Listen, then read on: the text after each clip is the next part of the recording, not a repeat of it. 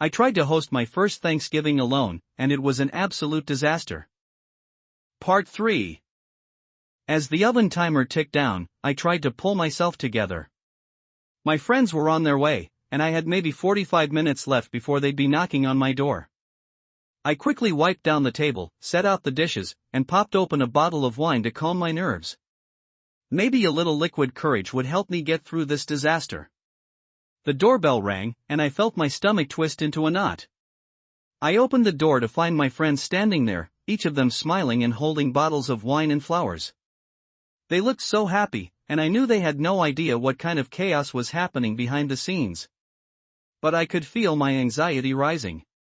"Happy Thanksgiving," they greeted me in unison. I forced a smile. "Hey, thanks for coming," I said, stepping aside for them to come in. "The turkey's still roasting, but everything's totally under control."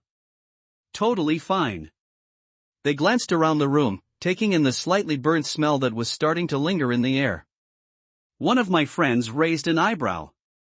"Smells interesting in here." "Yeah, it's been a bit chaotic," I admitted, laughing nervously.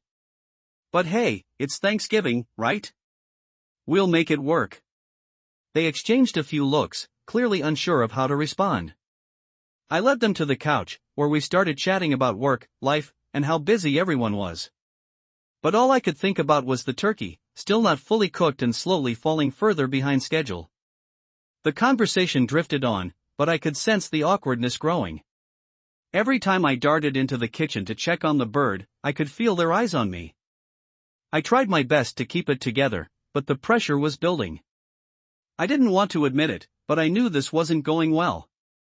After a while, one of my friends asked, "You okay? You seem a little stressed?" I gave a forced laugh. "Oh yeah, just, cooking for the first time. It's going great, obviously." But they weren't fooled. They could tell something was off.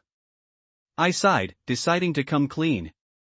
All right. The turkey's still kinda frozen, and I totally messed up the mashed potatoes and the casserole, too." There was a pause. Then, one of them burst into laughter. "You're kidding. You tried to cook a frozen turkey?" I groaned, sinking into a chair. "Yeah. I really thought I had this, but it's a disaster." They all chuckled, trying to reassure me. "It'll be fine," one of them said, "we're in this together."